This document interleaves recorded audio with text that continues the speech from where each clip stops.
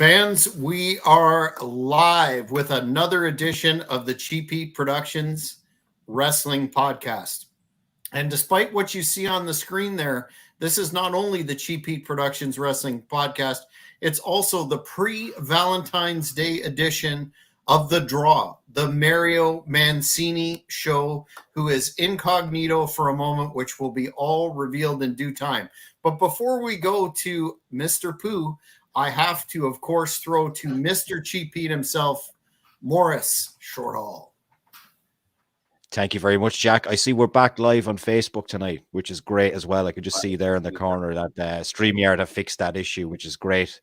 And Mario's got a new podcast to plug as well, so we'll get to him when he reveals himself and why he's hidden behind a poo tonight. How you doing, pal?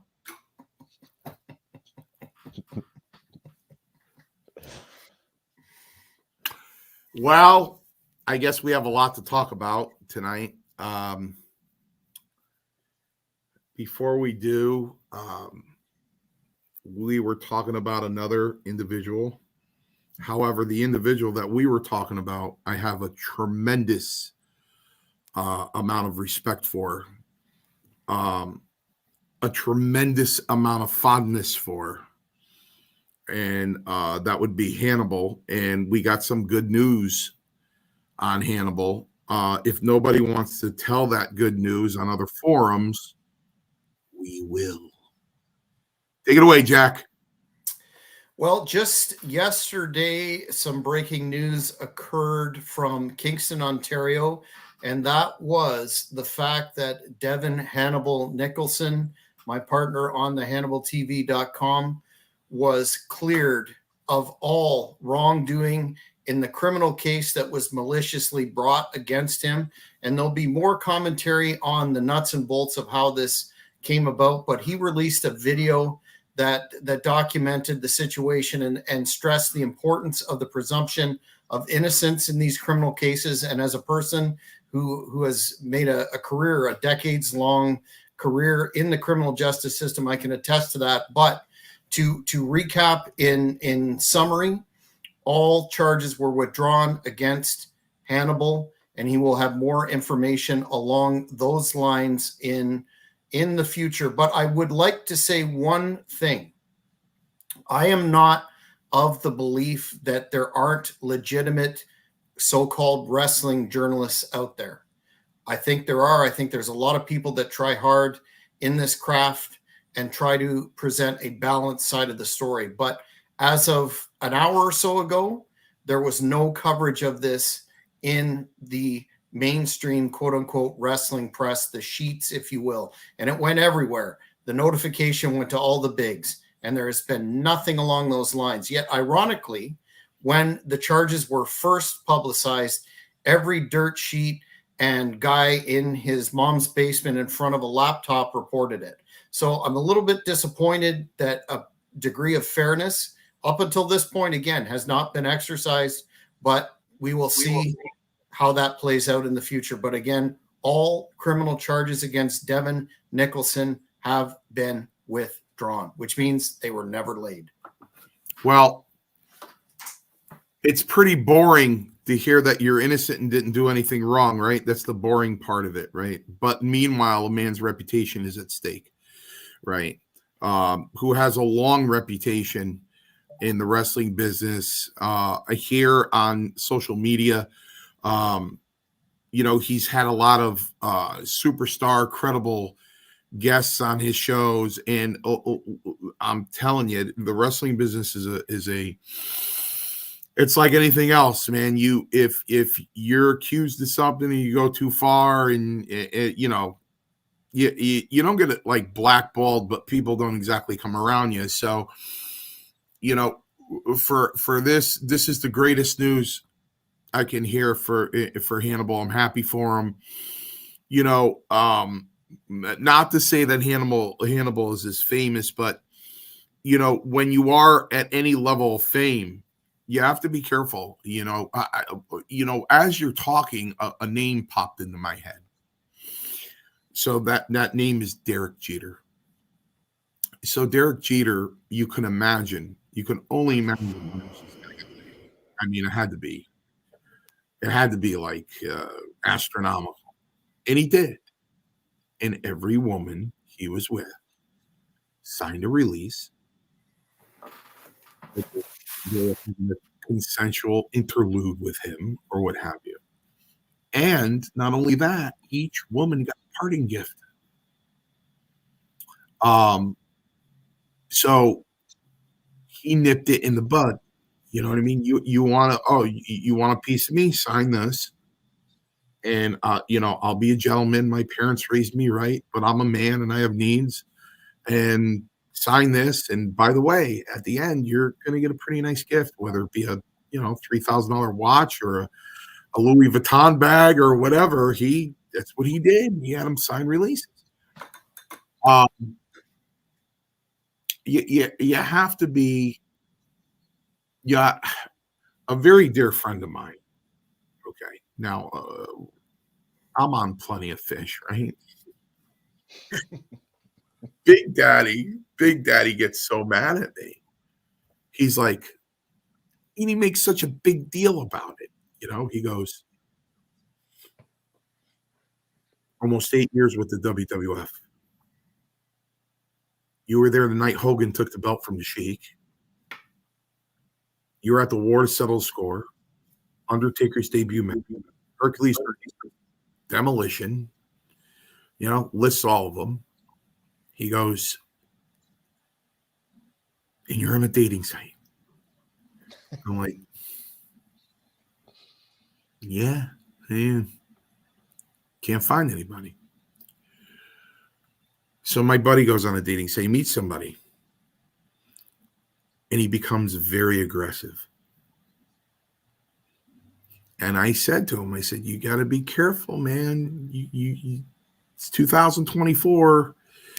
You don't want to touch somebody the wrong way. You don't want to say the wrong thing. You don't want these allegations. You don't want the cops called. You don't want, And he did end up scaring her away to the point where, she blocked him, And I said, I told you, you scared the living daylights out of her. I go, you're lucky. Nothing else. And believe me, I don't want the whole podcast to be about this because I'm very deep with this stuff. It's like, there's two kinds of people when they're really hurting bad. They'll bear down. It's almost like when they cauterize a wound, they go bite down on this and they go, psh, they close the wound. You either do that or you're looking for something to cover up the pain. And you'll grab what's in front of you to cover up that emotional pain, And he was just the kind of guy that wanted to grab something to other than me locking myself in the room and listening to Michael Bolton and Barry Manilow, and trying to get through it, So, you have to, look what happened to Hannibal. He didn't even do anything, and somebody went after him because he's Hannibal, because he was a wrestler, because he's on social media, because he's got millions of hits, because he's, making a couple bucks and, hey, let me try to come after him. Jack, there's something called malicious prosecution. There's something called defamation, slander. And I'm sure, listen, Hannibal's a big, tough guy. I know this. I know he is. But that doesn't mean that big, tough guy can't go through intentional infliction of emotional distress. So, God bless him. He should countersue her. You know what I mean? For everything, if he needed to hire a lawyer to go, his attorney's fees, if he had to do this or even his time. I'm sure his time is valuable. All I know is this. I'm assuming on June 29th, I'm going to get to shake his hand. I'm assuming I'm going to get to meet him. But I've met him on social media. I've done a show 3 times. And Scott Wilder is going to be looking at that, guys. That's a $2 donation there. So, Scott. So Scott's gonna want he's gonna want like $1. I don't even know if he'll take 75 cents. He's gonna want like $1. So Well, I appreciate that donation, Grandma Daisy, but I do advise people not to make donations to the channel because YouTube will take 52% of that $2. So there you go. We appreciate it though. he's a complete gentleman. He didn't treat me any differently than he would have treated Bret Hart. You know what I mean? I thoroughly enjoyed doing his show, and I thoroughly I honestly like the person that he is, and I can't be more happy for him. You know, I can't be more happy, and it's got to get out on more forums and these dirt sheets and stuff. I mean, why not?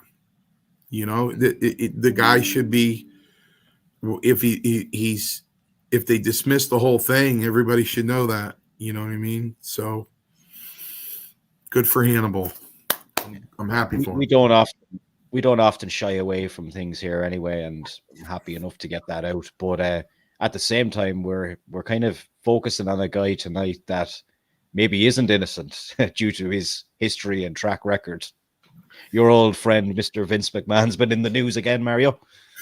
All right, so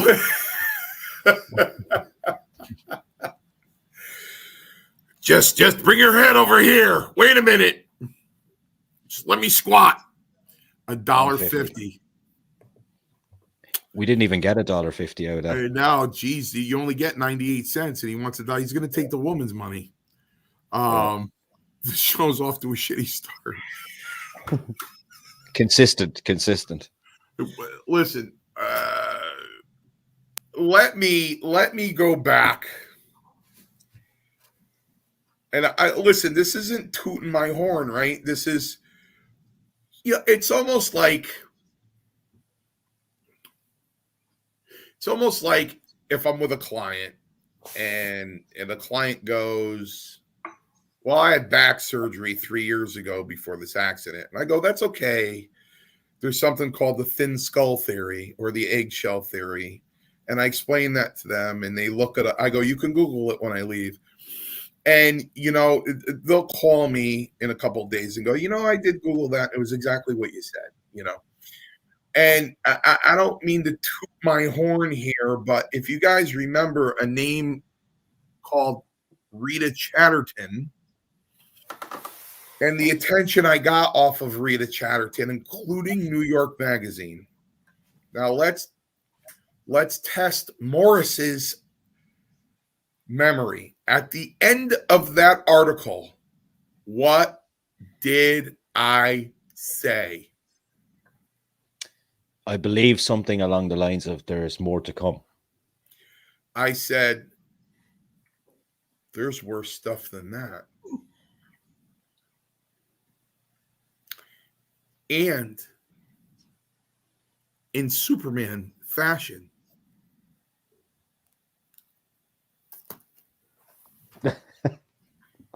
he allegedly defecated on her head.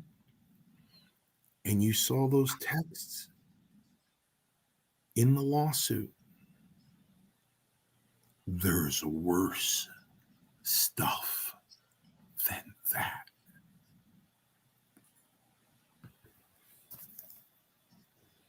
So are you expecting more articles from the Wall Street Journal over time? I'm just waiting for one of them to come out. Rita and I were waiting last year.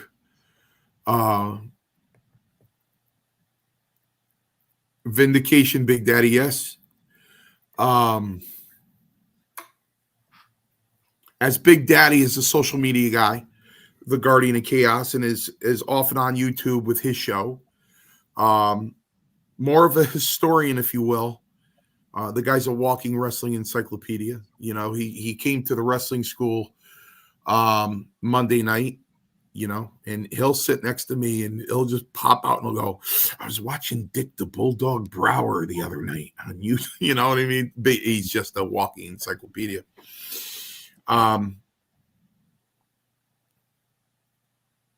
This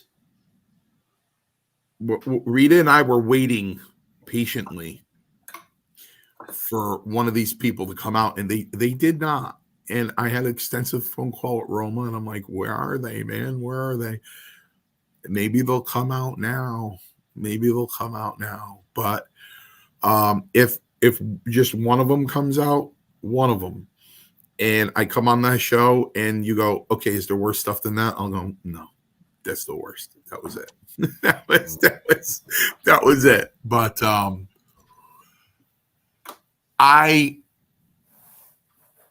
okay. As I said on TikTok 10 minutes before the show, let everybody know it's coming on. And I let everybody know that I'm pretty straightforward and I don't pull any punches, which is ironic because I come from a business, which I did.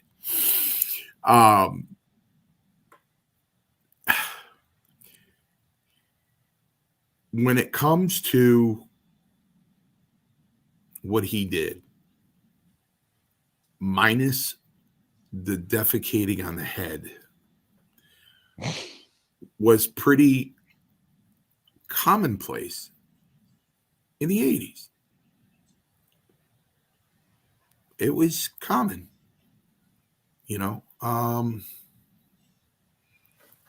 I remember being in Chicago with Hercules, and he had a girl with him and everything, and she was extremely friendly.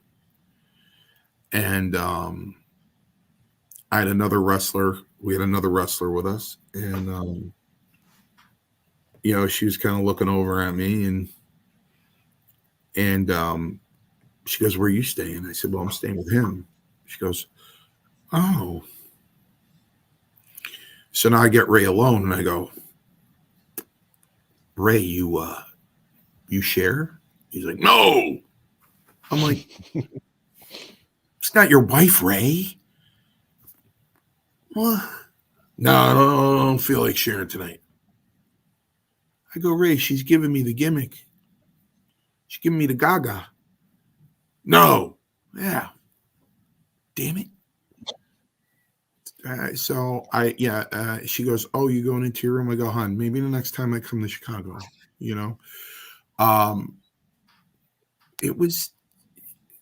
everybody wants to know the truth. We all want the truth, Mario. 1-on-1, 2-on-1, 3-on-1, 4-on-2, 3-on-4. With this one, 1 month, because you go there once a month, right?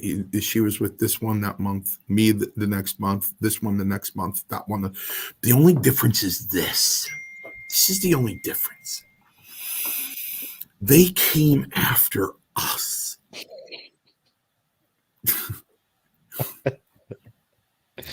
Can neither confirm nor deny that. Loose.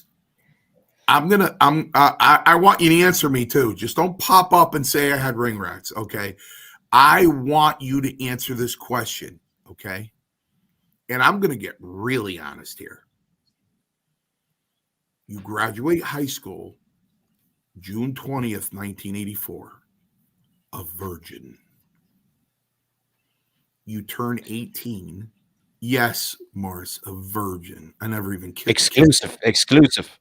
That's never been told before, I don't think. No, I never even kissed a girl in high school.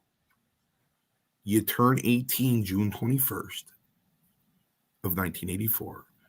July 31st, you sign a contract with the biggest wrestling company in the world, on the planet, at 18 years and 40 days old. And your first match is against Greg Valentine. What are you going to do, Luce, if you're in that business and you're starting to travel around and you're 18 years old and your testosterone is coming out of your ears? What are you going to do? What are you going to do, Luce? Say, "No, thanks." Well, they're going to think then that you prefer Pat Patterson. Oh, he donated $1 out of that store.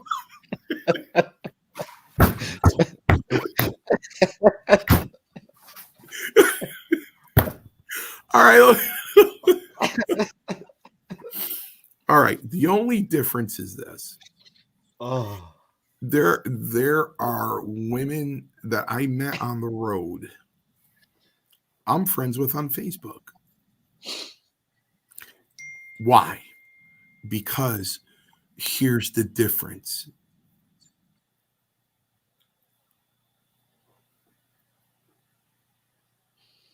Yep. Yeah, Big Daddy. So here's the difference. They came after us. We were kind. We were generous. We were respectful. I was. The guys that I knew their business, they were. You had some guys doing what we used to call, I never did. And if I did, I'd tell you, because I tell you everything. I just told you I was a virgin when I graduated high school, right? I'd tell you anything. I'd tell you the truth.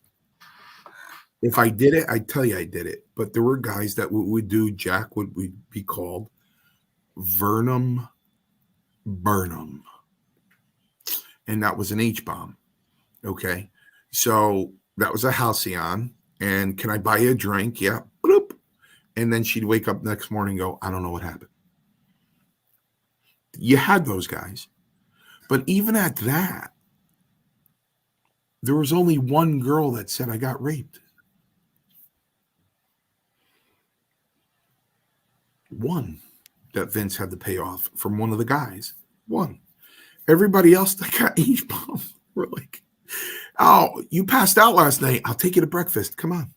Have a nice conversation. And leave for the airport or go to the next town. You know? We didn't hurt anybody. We didn't hurt anybody. We didn't treat them less than a human being. We didn't try in a malicious way manipulate them. You flirted, but not in a malicious way trying to manipulate them or there's going to be a lot of arguments here to be made. A lot. Did we lose Jack? I think he'll be back in a minute. HBK was known for the H-bomb. So yeah. There's a lot of arguments to be made here. So it looks like nobody twisted her arm. And that's going to be the defense's argument. Nobody twisted her arm. She willingly participated in all this activity. Yes. And why should Vince McMahon be punished for this? Why? He didn't break any laws. She willingly went with the other people. It was just like the 80s. She got passed along. However, there's a big however. Then you have the prosecution that's going to say she was scared. Both of her parents have passed away. Before she got the job, she was flat on her back. She had no money, homeless, whatever. She felt compelled to do this because she had no choice or she'd have no money. Here's the other argument. Vince bought her an apartment. Vince gave her $50,000 worth of Bloomingdale's gift cards. Why? If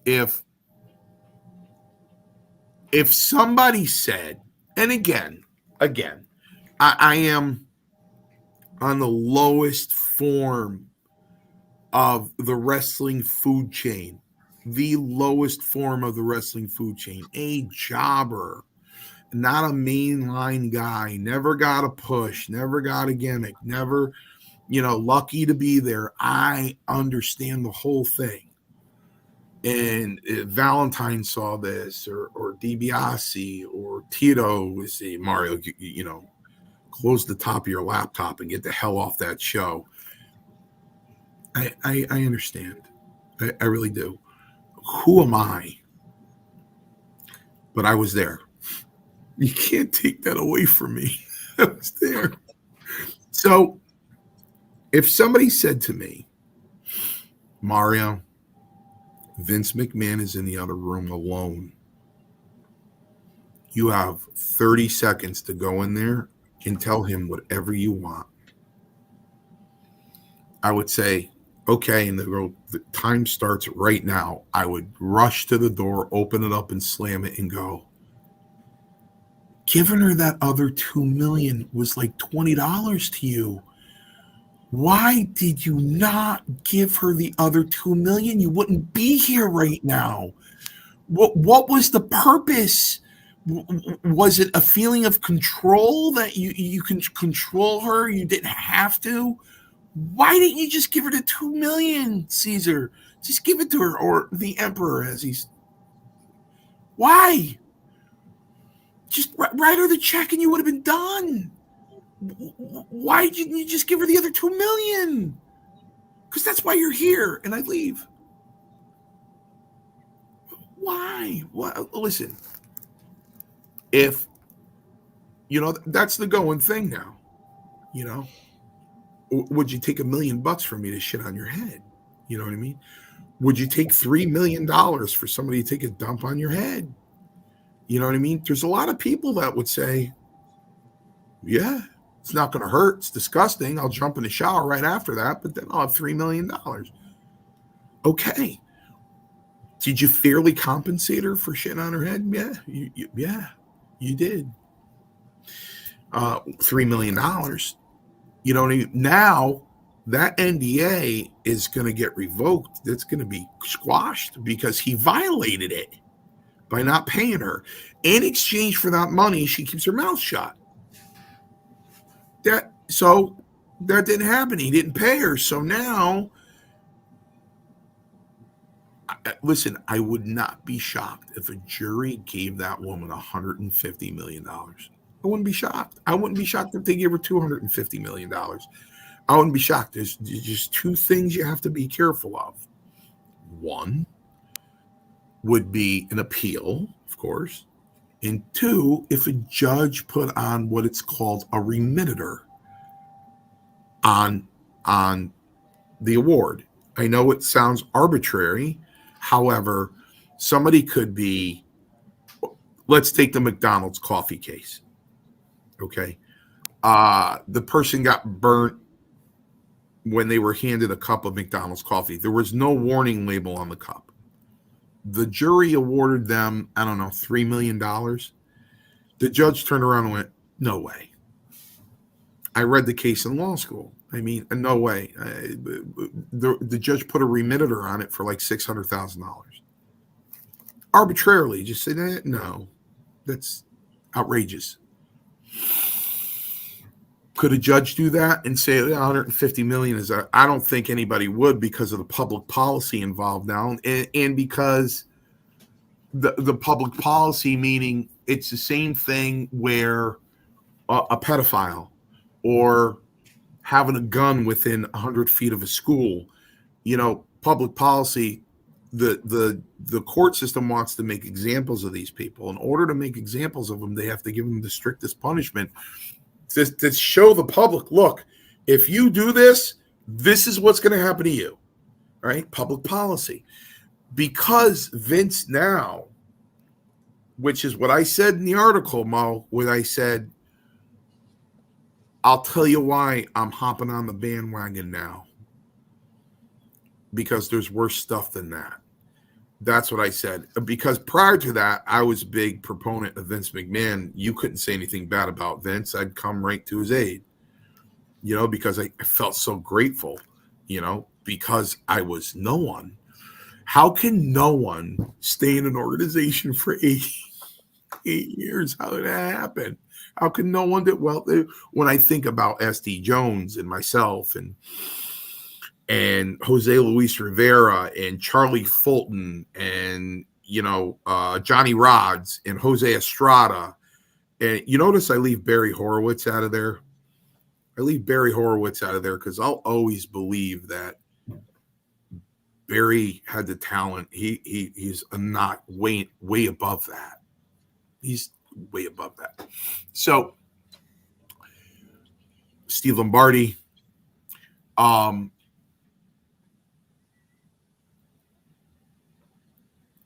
I was always very thankful that I was in that group. You know, I was in that group. As people come up to me at conventions and go, every Saturday morning, man. Every Saturday morning, man. You know, okay. So I always stuck up for him. And that New York Magazine article, I couldn't do it anymore. I just couldn't do it anymore. I'd look like an idiot. You know, no, you know, I watched Dutch Mantel. Dutch is great. I watched Dutch cover this for an hour and a half, right? I watched Cornette tried so hard. He tried so hard to come to his aid. He tried so hard, but you just can't. You can't. You know, when you know, his co-host said, well, you were around him a lot. Did you see any of this stuff? He goes, no. I was in the office with him. I was at his house with him. I was at shows with him. No, I didn't see any of this stuff.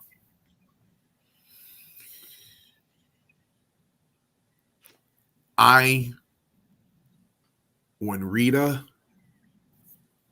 was sitting on that ring apron at Passerello's Quest in Orange, Connecticut, I said to her, you're ready to go. Stay away from the boys. Stay away from Vince McMahon. He is sadistic. So this is an 18-year-old kid telling her this. Because I was there for a little bit. I go, he is absolutely sadistic. Stay away from him. If you open up Webster's dictionary and looked at the definition of a sociopath, Vince's face should be there like this. You know. It's like I said, you know, on Hey Roma. You know, I said he can defecate on somebody and ejaculate on that same person, and the waiter can come up and go, here's your steak medium rare, Mr. McMahon, and you go, put it right on their chest. That's Christ.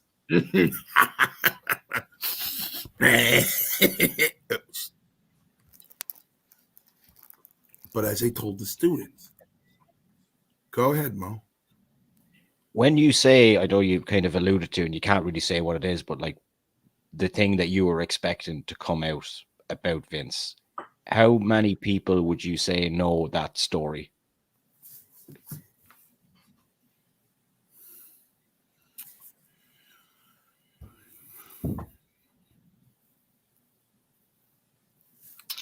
I know the story.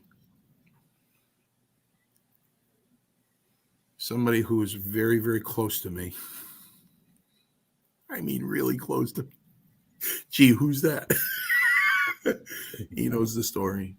And I would think the guys that were there in the late 70s through the early 80s, up until maybe 85, 86. No.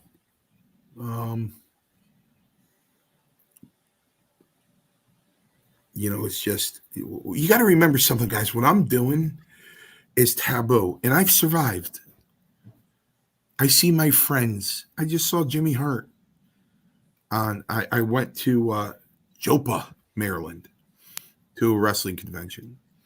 And you know who's a really nice guy? I mean, just a sweetheart of a guy is that Blue Meanie.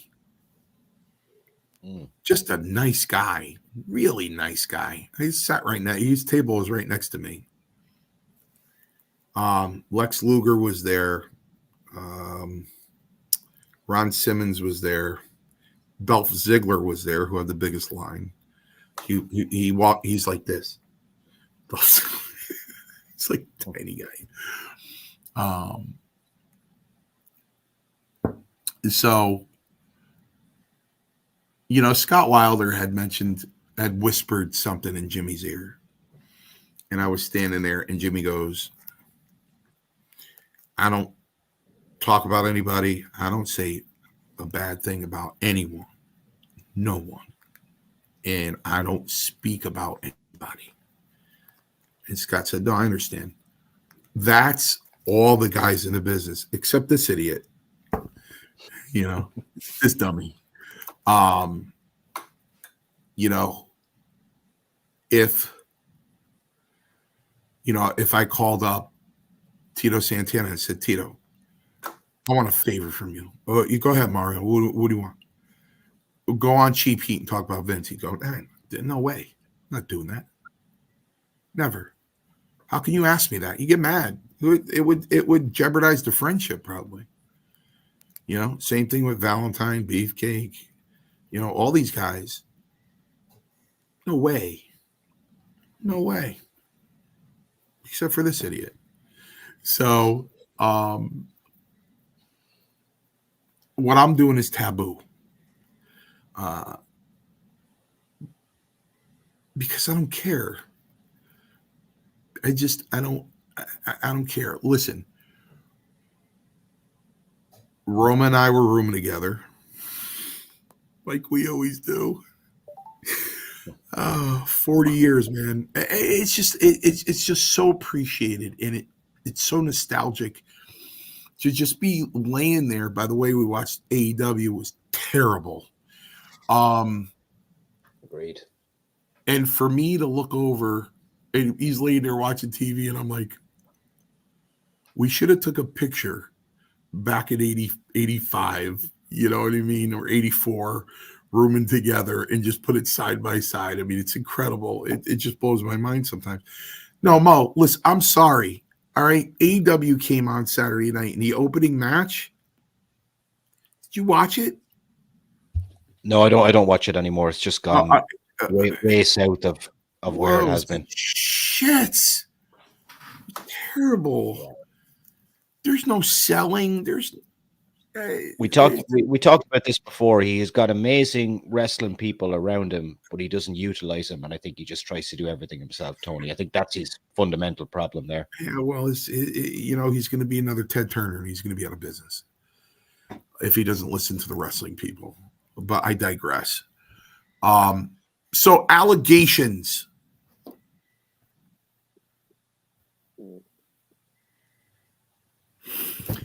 They're all allegations. The problem is, like we say in the office at the law firm, they're not texts, they're evidence. Jack, they're right there, black and white. It's right there, black and white. He can't deny it. You know, Maurice, you know the shit I was going through, right? So during this stuff, there was things posted on social media that I said that I never said. And I prepared that as evidence to go into court and to show the difference between I'm talking to Jack on Instant Messenger and my little ball face is there, and every time we talk, it's dropping and dropping and dropping. And we're identified. We're identified. So unless somebody could say, hey, that text is manufactured, it never, you know what I mean? It says Vince on top. And the feds are involved. I mean, IP addresses, they can prove it came from him. Yeah. The only thing in my legal gut until I researched it, I was wrong. Because sex trafficking, you know what comes into your brain, right? Minors, state lines, money is involved. Until I read the statute. And it's by coercion. It could be done by coercion. And lo and behold, he might be accountable for sex trafficking. So I said it once. What did you make, Mario, of his longtime buddy John Laurinaitis claiming that he was a victim too? Did you ever meet the infamous Johnny Ace? No, I never met John Laurinaitis, and I'm glad I never did, because, you know, the first thing I would have did if I was in is I would have went running the Strongbow. I would have said, "Why is this guy talking to me like I'm a piece of garbage?" I heard rumors that when he was doing that job, people were just shaking in their wrestling boots. I mean, he just terrorized people, and that's no way to do business. So you know what? Karma, man. Karma. He's saying that. Well, listen. He married the Bella twins' mother. I'm sure he's looking to save face. I didn't do it. I didn't do it. I didn't do anything. You know what I mean? He's not saying he didn't do it. He's saying that the substantive nature of the victim's arguments, the evidentiary material presented, was accurate, but he was forced, due to his position as a subordinate to Mr. McMahon, to engage in these activities, which also includes outright sexual assault, rape.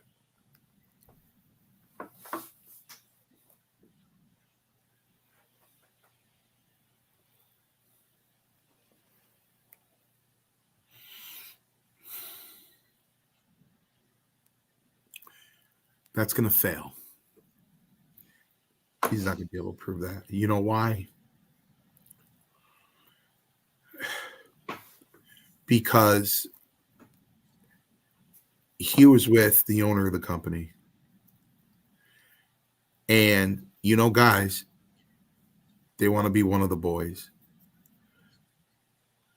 There's no way. Jack, what's he think he's going to prove? Vince said, have sex with her, I'm going to fire you.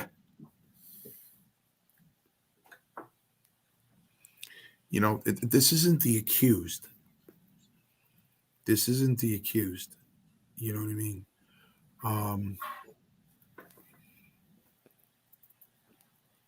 No way. No way. I don't know. No way. No way. I know how it is. Just being guys, you know how it is. You know what I mean?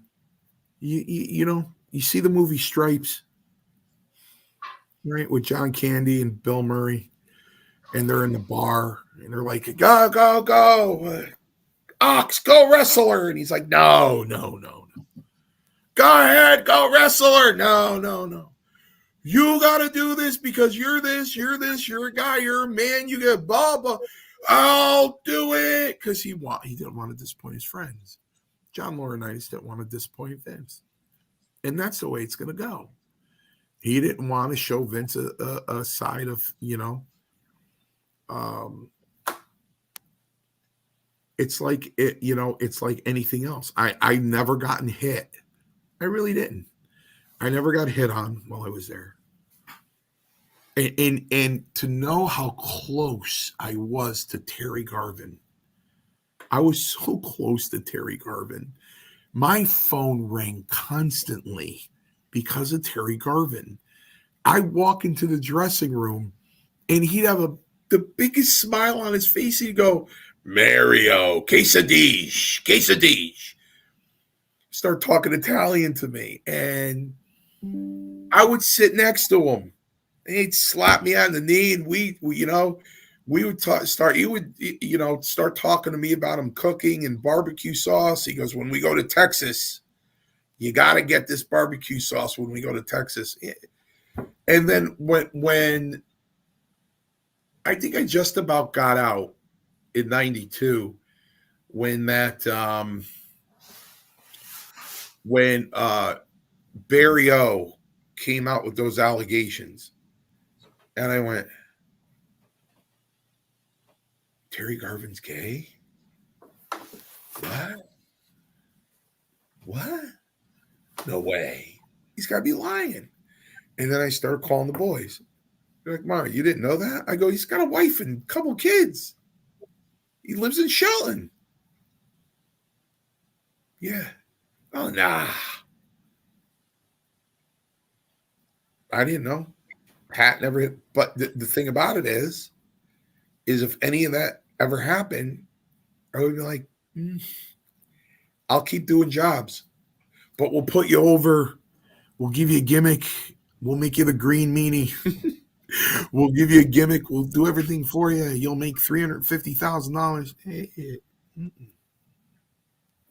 Because I said what I'm living in 2024. I said to Roma back in the 80s. The guys that were doing that, I said, when they're old and they're decrepit and they hit that bed, they got to live with the fact that when they were younger, that's what they did. You got to live with that for the rest of your life. And even though I get up limping every morning, and even though there are nights that I have a painful night's sleep, if my left shoulder gets caught underneath my body, I'll get up screaming because there's no cartilage in there. I'm still okay going to bed.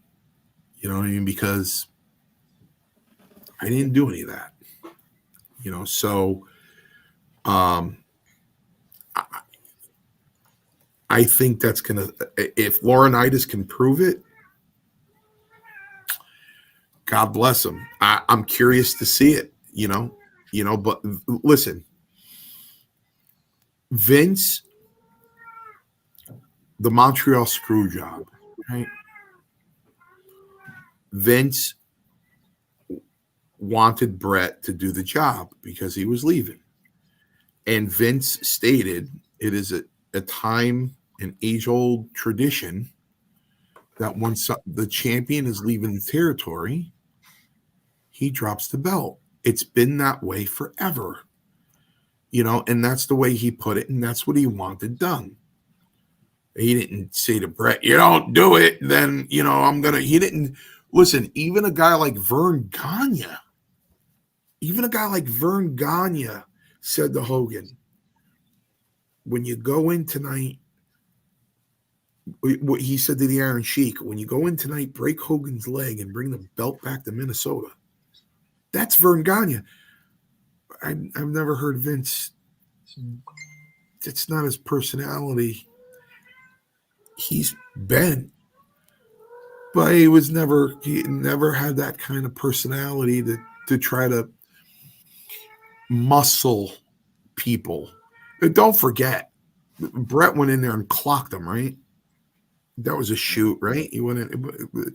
Brett didn't get jumped 2 weeks later by some hoodlums or something and getting shit knocked out. That's from Vince McMahon, Vince just isn't.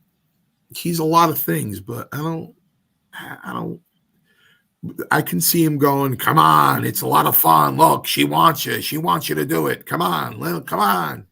That I could see, look, she loves it. Look, I could see. But a victim, I don't know. Well, now the enduring question out of all this, well, there's a couple of things. Johnny Ace, if and it's not come to fruition at the time we're recording this, but if there are indeed criminal charges, Ace becomes a wannabe cooperating witness. If the state feels that they need that, which who knows, depending on how the evidence is weighted. But the other factor in all of this is who's left that were complicit in this by, as the suit alleges, supporting the toxic culture, quote unquote, that was Titan Sports or is Titan Sports, whatever. And are they going to do a full cleaning of the house and getting rid of those that were Vince's inner circle? Not only Pritchard, but I've heard Triple H's name bandied around as well, and several other unnamed high-level executives in that filing. So that will be the interesting, one of the interesting facets to watch. What are your thoughts on that, Mario? Well, again, let me delve into Morris's memory. We did this show after the last sex scandal.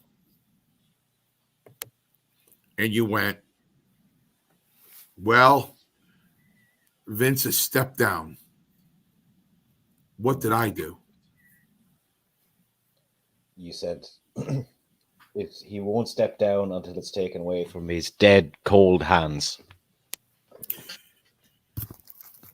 So, did you do it in a Chuck Heston voice? no, listen.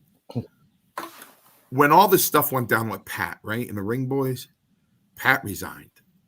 Pat was running the company from San Francisco. I was still there.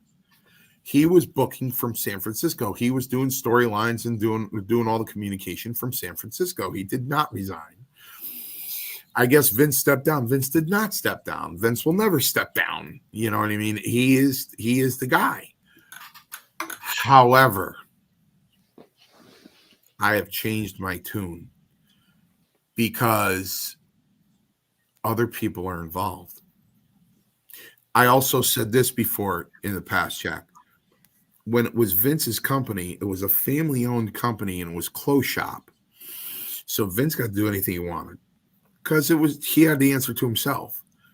Then he decided to go out on the stock market and he didn't change. He should have said, well, I got exposure now. I have exposure now. I better become a Boy Scout. Then he goes a step further and gets TKO involved.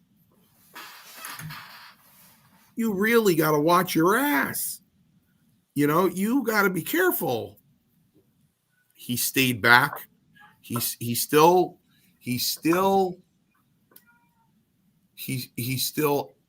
behaved like he had a closed shop, and he doesn't. That being said, you know, we'd go around the dressing room in the 80s and scuttlebutt would be going around and SD would grab me by the side and go, and The cooker. SD would grab me and go, you don't want to talk too much of that guy. I go, why? You know, he's Vince's stooge. You know, goes back to Vince with everything. That being said, what Ronda Rousey said about Pritchard, and I like Bruce. Of course, Bruce was Taker's manager. He was there when I was there. I like Bruce. But if he's a direct link to Vince and information, you got to cut the head of that snake off. Now we're talking about, you know, poor Hunter, right? Not to say he's really not in love. I'm sure he is. Stephanie's a very pretty girl. Stephanie's a very pretty girl. Here he is. He's all set, right? Oh, I married the daughter of the boss. I married the daughter of the boss. I'm all set. I'm in. And now that's going to come and bite him in the ass because that's going to be the reason why they might get rid of him. How can you keep his son-in-law? His son-in-law is not going to communicate with him and let him know what's going on or this or that or this or that. I mean, they're lucky. Do you guys honestly think that he's not going to be at WrestleMania this year backstage? Yes. Vince? Yeah. No. I changed my tune. So, what about the time, Jack, that Eric Bischoff dressed up as the priest on SmackDown and got all that old man makeup? Could you rule something like that out happening? Put him in disguise? No, I can't rule that out. I wouldn't rule that out, and that's something sick that he would do. He would probably come in as I don't know, an Asian or something. He's looking pretty close to that these days anyway, but the difference is what Mario talked about. History will regard taking the company public as a very astute financial move. It turned it into the monolithic billion-dollar empire that it is worldwide now, but it also brought greater scrutiny on the company. And the difference now is it's not Vince's company anymore. He still owns about 11 or 12% of the stock, but TKO and the brass there, when this started to break, told him, even before this, back 6-8 months ago, they publicly stated, given the allegations that were out there at that time, not to this degree, but in that form, that he could be a risk for the company and a liability for the company. When this started to break, Ari Emanuel said to him, "You need to go." And he agreed and left. And that was on the heels of Slim Jim pulling out of the Rumble and then coming back in. So I do not personally believe, unlike last time that I thought, yeah, he'll be back. He will not be back this time. No, Period. no. And they're going to cut all the only way that company can run respectfully and effectively, unfortunately, is to cut the entire Vince McMahon regime. Triple H, Pritchard. What about his good buddy that he goes on these business trips with, the Undertaker? Can you see those two guys hanging out together in public again? I don't think Mark's going to hang out with them anytime soon. I don't think he's going to hang out with them anytime soon. Listen, there are only a handful of guys you can count on one hand that Vince will never do anything wrong in their eyes, because when they're in their 50s and every time they fill their car up, it's with Vince's money. Every time they make their car payment, it's with Vince's money. When they go to the grocery store, it's with Vince's money. There are a handful of guys like that. The Rock, you can't even say that about The Rock. The Rock could turn around and go, wrestling was just a stepping stone. I made my millions making movies. Now, whether they were Vince's movies or just playing Hollywood, I don't know that. But there are a handful of guys that he'll never be able to do any wrong because he made them what they are. There's more from the 80s that will have an opinion because there were no guaranteed contracts. If you didn't work, you didn't get paid. The money wasn't like it was today. Basically, it's like, if Mickey Mantle was alive, Aaron Judge is getting, I don't know what his contract is, $600 million, right? And, Mick's playing for, $2 million, whatever. And he's one of the greatest baseball players that ever played the game. So we have some guys back in the late 70s and through the decade of the 80s that guys like Ricky Steamboat, guys like Randy Savage, guys like Bret Hart and Kurt Hennig.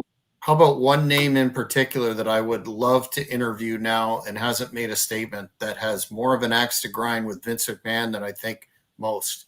Dr. D, David Schultz. Well, yeah. I talk to David all the time. We're very dear friends. I'd love to hear his take on this.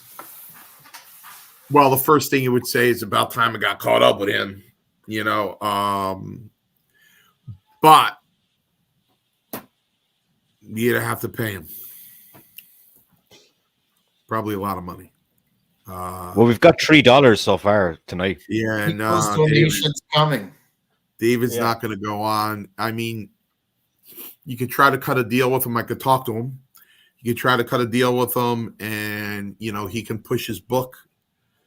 And Don't Call Me Fake, and he can push his T-shirts. But is there anybody that on a wrestler level that was betrayed more by Vince McMahon than Dr. D after what Vince told him to do, set him up, and then made him take the fall, wrecked his career? Yeah, no, it was a blessing for David because he made more as a bounty hunter than he would have ever made as a wrestler. But no. I mean, I wouldn't text it to him. I'd call him on the phone, and have a conversation with him. and say, David, since this stuff came out about this guy, people are asking me what, a couple of guys I'm particularly close to that have a podcast, if you'd come on and what are your conditions on that? I mean, he would, I'll see what he says, I'll definitely see what that's he says. a bucket list interview for me. I met him in Vegas, and his book is tremendous, and I'm a fan of his work. So that would be particularly interesting to get his take on this. Well, I'm a big fan of yours, Jack. So I will make that phone call for you. Appreciate it. I will call David, and he's gonna go, well, you know me, boy. How much money they got? I think Scott Wilder is calling him, Mario. I think he's gonna try to get the money. Yeah.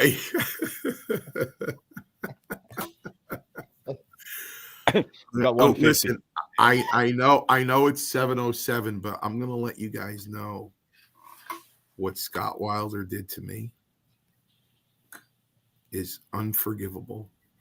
While I was laying in bed, I took my socks off and I had my 9 toes out, 5 toes on my left foot, 4 toes on my right. That second toe missing, and Scott Wilder got up from his chair because he's in the room with Rome and I, and he goes, I'll be right back. And I go, where are you going? I'll be right back. His room was right next door to ours.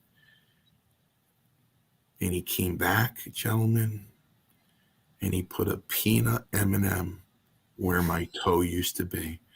And there sat my foot with a peanut M&M right where my toe was. Now, did he eat it off your foot? No, is that a friend? Or, I mean, come on, an M&M where my toe used to be. Boy, the 80s haven't fully left, have they? That's wild shit. Oh, listen. Was the M&M as a kind of homage to you, though, as Mario Mancini? Listen, I don't. It could have been. I was thinking about doing that at Jack's show, but I haven't done that in since Vince scolded me about it when I had my own brainstorm going out there throwing out little miniature bags of M&Ms. You can't do that, kid. If somebody chokes on it, they're going to sue me. I'm like, oh, sorry. So we have insurance. I tried to be the M&M kid, but that didn't work out either. So we'll talk. Yeah. We do have to talk because I need Roma there. So Scott Wilder wants to jump into the car. Absolutely. Money to be made. There's money to be made. Listen, I love doing this stuff with Scott, man. It just it's just a blast. It's just a blast. He makes it a lot of fun, man. He really does. So well, we'll definitely catch up in that respect. But before we go for this show, do you have any predictions as to the future of WWE without a McMahon attached to it? I think that's another question. It's the first time that business has existed since the 50s without a McMahon there. And I met him when he was a little kid. But I was always a big fan of Shane. And with Vince talking about the age-old tradition of the business, and I realized he bought the company from his father for $1 million. But Vince Sr., Vince Jr., and I thought it was going to go to Shane. If I were TKO, I'd call Shane up and I'd say, Shane, would you like to come in? And run it clean without any influence, run it clean. That's what I would do. I would call Shane McMahon up and I would get him in. I would also involve Linda. I'd say, Linda, we realized that you're estranged from Vince for years. And would you like to come back in and get the real hard workers there? I see Vince gone. I see if things go the way I think they're going to go, I might even see him in jail. He might die in jail. And you have to be careful, Jack. You know, you're a highly intelligent person. You can get rid of all of these people, and that's okay. I mean, are they going to get rid of Shawn Michaels at NXT? I don't know, but you can get rid of all these people, but you can't have non-wrestling people running the biggest wrestling company in the planet. You have to have wrestling people there. And this is the mistake Tony Khan's making. You know, huge mistake. You have to have wrestling people run this company. So, you know, Roma and I talk about it all the time, you know, this Hollywood bullshit. You know, 10 years ago, this is the table. Imagine this table. I want you to imagine this table. Paul Roma, Tito Santana, Bill Eadie, Greg Valentine,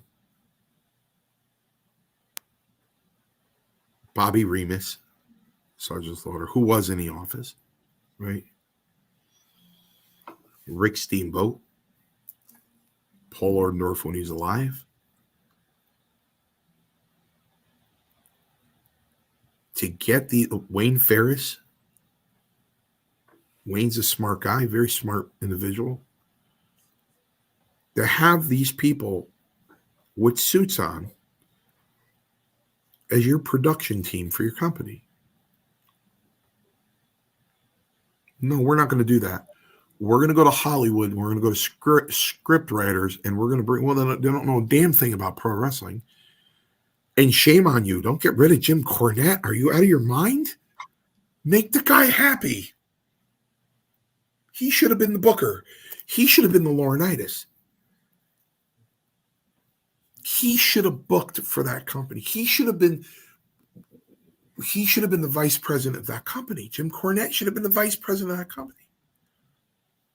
Look what he did with Smoky Mountain. I mean, they underused him and quite often would piss him off. If Jim Cornette had anything to do with the wrestling business, guess what we would see? Wrestling. We'd see wrestling. Imagine to turn on a pro wrestling show and see wrestling. Instead of theatrical soliloquies, or as he calls AEW, aggressive parkour. Well, it's going to be very, very interesting in the weeks and months to come how this whole situation plays out. But Mario, I know you're an extremely busy man. You've got a lot of things on the go. It's always a pleasure to have you on your own show. Not only that, Jack,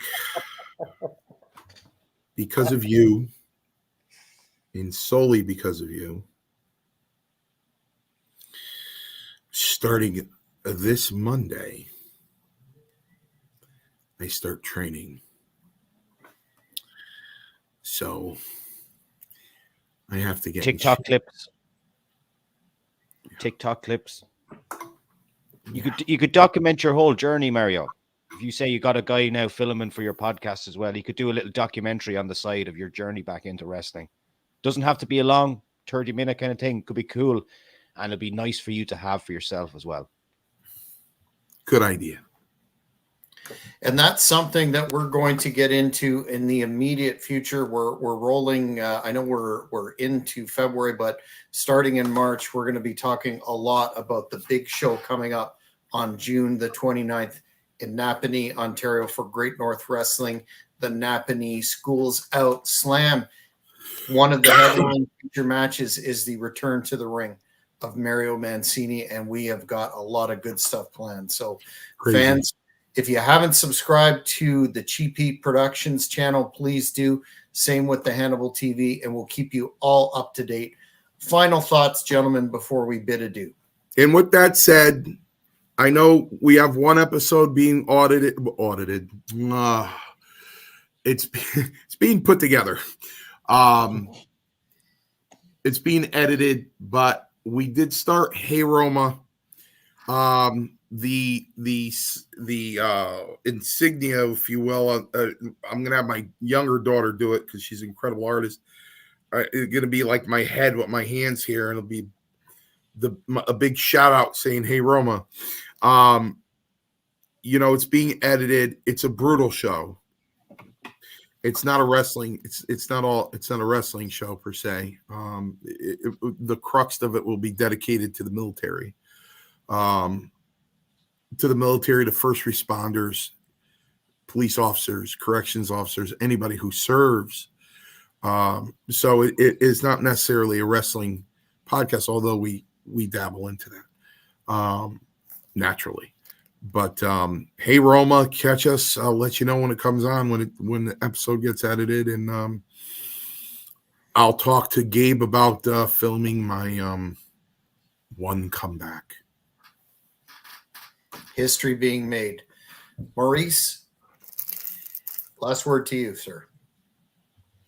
Just like to thank both of you gentlemen for this evening. I always enjoy your company, and I really enjoyed the show, even though we were discussing some serious things. There was a lot of fun in there as well. Go to bed, brother. Yeah, it's 20 past 12. Ireland time. That damn Ireland time. Tomorrow night we're running at 12 a.m. my time with Kevin Thorne, till about 1:30 a.m. my time. But it's all good. Plenty of hours in the day, Mario. Yeah. Well, you make it work, sir. So for Maurice and Mario fans, that's it for this edition of the Mario Mancini Show. Thank you for tuning in, and we will catch you next